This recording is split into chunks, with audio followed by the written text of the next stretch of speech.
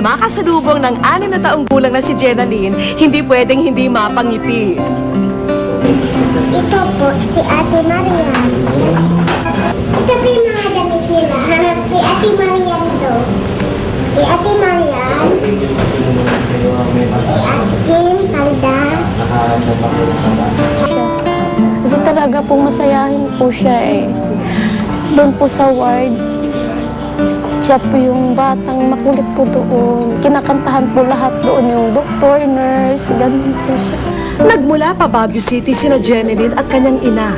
Kaya nalungkot kami ng aming mawari na hindi bakasyon ang sadya nila rito. Ang kanilang pakay, ipasuri muli ang mata ni Jenaline dahil nanumbalik ang inakala nila'y gumaling na sakit na retinoblastoma, isang uri ng cancer. Ano po, noong 2006, may napansin ako na puti sa mata niya.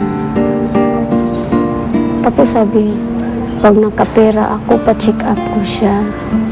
Eh, talagang ang hirap ng buhay namin. Noong 1 taon lamang, inoperahan ang kanang mata ni Jenaline. Hindi pa man ganap na nakakabawi ang pamilya sa kanilang pinagdaanan, eto't kailangan na namang pagdaanan ang buong proseso. Importante raw kasi na operahan na rin ang kaliwang mata ni Jenaline para maisalba ang buhay niya. Yung solusyon raw po doon, dahil may nakita po sila na sa isang buong mata, gawing 4, yung 1/4 pa po doon, mayroong maliit na pwedeng tirahin. Tapos, pero yung 1/4 po doon, sabog raw po. Yun po yung pinag-isipan nila kung paano nila gamutin yung sabog na yun. At kapalit na nga ng kanyang buhay, kinakailangang isakripisyo ang kaliwa niyang mata. Kaya nanganganib din na matuldukan na ang kanyang kakayahang makakita. Ito ang panibagong dagok na lubos pinanghihinaan ng loob ni Nanay Rosalie. Hindi ko matanggap, hindi ko maintindihan. Kasi sabi ko, dati pwede ko siyang iwanan. Siyempre ngayon sabi ko kailangan nandyan ako lagi sa tabi niya.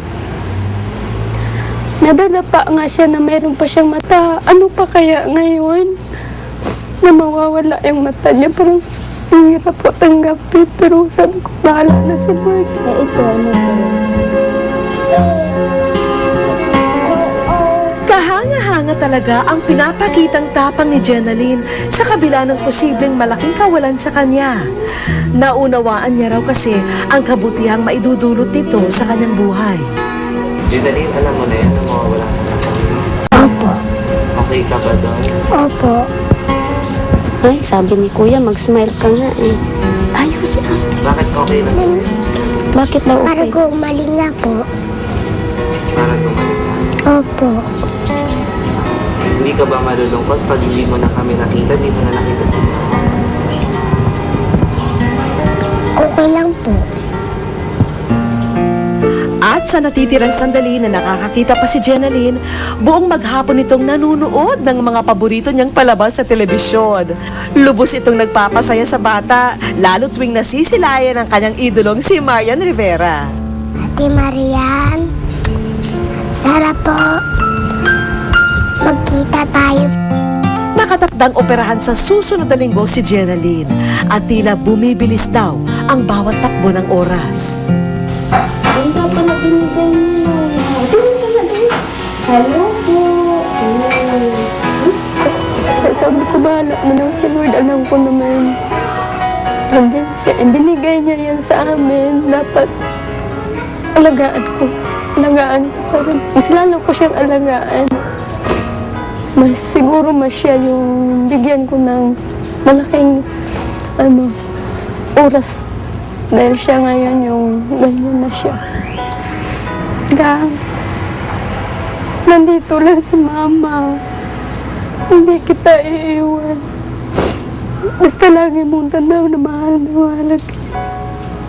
Kasi kung pwede lang, di ba sabi ko sa'yo, bigay ko sa'yo yung mata ko.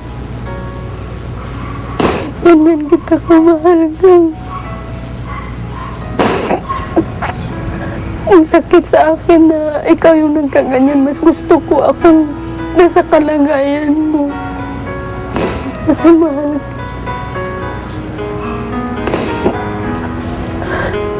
Tatandaan mo, dito lang kami papa mo, ng mga kapatid mo. Hindi kami susuko dahil sabi mo, di ba? Kaya natin to.